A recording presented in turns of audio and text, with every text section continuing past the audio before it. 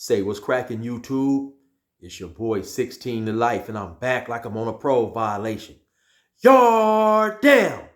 Now, for those of y'all that's new to my page, in 1994, I got arrested. I was eventually sentenced to 16 years plus life, and I served 24 years straight in the California prison system. During those times, I accumulated some good stories.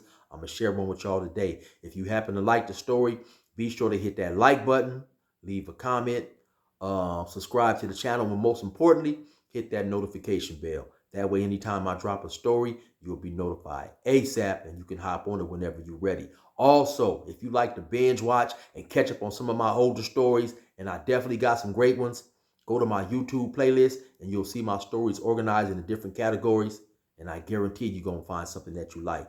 Now, let's hop right up into this story. Excuse me. This story takes place probably about 2002, I want to say, maybe 2003, somewhere up in there. I'm in Ironwood on A-Yard. Ironwood is a prison that's down in the city of Blythe, California. Blythe is maybe about an hour and a half, 2 hours, somewhere around there from Arizona. And so I said that to say that it gets extremely hot down there. In the summertime months, probably by 6:30, 7 o'clock, it's already 95, 100 degrees, depending on the day. It gets extremely hot down there. And so, of course, for all you guys that keep up with the California prison stories from whoever you like to watch, you know by now that the California prisons are segregated among racial lines, right? So you'll go into the building. You'll have one side of the building that will be for the blacks and the Asians. The other side will be for the Hispanics and the whites. Ironwood, let me see, they had 1, 2, 3, 4, 5, 6. They had 1, 2, 3, 4, 5, 6. They had 6 showers. So the showers on this side, of course, was for the blacks and the Asians. Same thing. On the other side is for the Hispanics and the whites. They had a shower at the bottom and at the top. And I believe the shower at the top may have been for the blacks, and the shower at the bottom, if nobody was in there, I think any race could get in there. But basically, all these things, water fountains, TVs, was separated along racial lines. The same thing if you go outside. So you got the handball court, even though I didn't play handball much, but you had the handball court. And I believe that the handball, because the handball wall is real big, maybe about 12, 13 feet high. I believe one side was for the Hispanics and the whites, and the other sides were for the black and the Asians. If it was only one handball court, then they would separate it. Like on Monday, the blacks would have it from like 8 o'clock to 12 o'clock, and then the Mexicans would have it from 1 o'clock to 3 o'clock, and they'd switch days and stuff like that. But like I said, I didn't play any handball, so I don't quite know exactly. But the basketball court was a full-length basketball court, but we only played half court the majority of the time. There were certain times when we did have tournaments, and then you could use the full court. But on a regular day, the east side of the basketball court, the eastern rim, was for the blacks and Asians. The west side of the court was for the Hispanics and the whites, And for those of you guys who may be thinking, okay, well, this is extremely silly. Why do they have all these things separated, just like with the weight pal.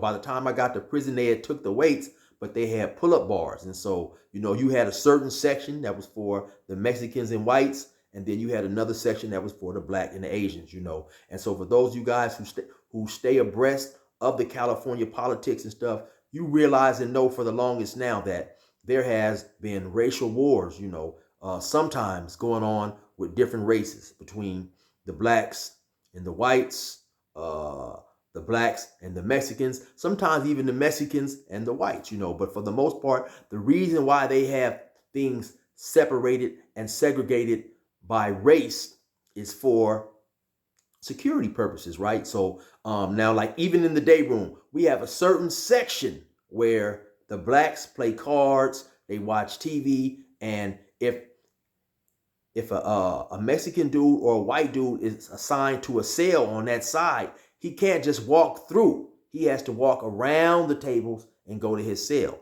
And like I said, a lot of that stuff is for security purposes, because if you're sitting there, you're playing cards, and a white dude walks through or a Mexican dude walks through, he can just stab you if you guys have a problem. And so that um, that secure area, that's certain perimeter that they can't cross on our side and we can't cross on their side, is put in place to prevent things happening like that. So if a person happens to wander in someone else's section, it all just depends on who's there when he wanders in that section. Somebody might say if a black happens to wander into a Mexican section, a Mexican might just say, hey, man, hey, what are you doing, man? You're not supposed to be here. He might just stand up and boop, bop, boop, bop, take off on you. It just all depends because you are in clear violation by going into their section. If you want to talk to somebody on their section, you walk over there, you stop. Normally it's like these yellow lines, and you stop at one of those yellow lines and you may call whoever you want to talk to, and so that's how things work, man. And so on this particular day, we was outside playing basketball. It was just a regular day, like I said, the Hispanics are down on their side playing basketball. The blacks were down on our side playing basketball. Now, it all depends on sometimes when certain situations happen, right? Sometimes if the Mexicans are going to deal with their people, sometimes they may come give the blacks a head up, and be like, hey, man, we got some business we got to handle today. So, I'm just letting you guys know. And we'll give them the same courtesy. And the reason why we do that is because it prevents mishaps and stuff from happening, right? Now, say we go down there and the blacks is getting ready to discipline somebody in the black car, right? Let's just say this dude is a light-skinned black dude, right? And so we didn't give the Mexicans a head up. The Mexicans may look up and see the blacks down there, beep, boop, bop, beep, boop, bop, bop, boop, on his head, giving him them lefts and rights. And they might think that it's a Mexican dude. And then they run down there. And then, of course, it turns into a melee. So that's why things like that are done sometimes in order to prevent things like that from happening, right? But on this particular day, no head ups or courtesy warnings was given, or at least if it was, nobody down there playing basketball. We didn't know about it, right? So like I said, we're down on our side of the basketball court. We're playing basketball, everybody's doing their thing, and when the blacks play basketball, right, it's whoever wants to play. So you have Crips, you have Bloods, you have everybody mixed in, intermingling, right? So it's not like, okay, one day the Crips get to court, then the next day the Bloods get to court. No, everybody plays together if you want to play basketball, right? And for the most part, there's no drama. Of course, from time to time, you always going to have a little, some hangups here and there or whatever. But for the most part, everything runs smooth. So on this particular day, man, we down there, we're playing basketball now. I had just so happened to be on the sideline. I don't know if I had lost, I wasn't playing or whatever, but I'm on the sideline. So the dudes is out there, they playing basketball, 4-on-4, half court. Then all of a sudden, here comes this Mexican dude. He comes running and he comes flying through our side of the basketball court. And like I said, that section down there is specifically for the blacks, So during the course of a game or whatever, the Mexicans, they won't walk through there and we give them the same respect. We don't walk through there. And a lot of times we don't even cross that half court line and go on their side, their side of the basketball court. But like I say, on this particular day, all of a sudden we look up and it's a Mexican dude. He's running. He fly through our side of the basketball court.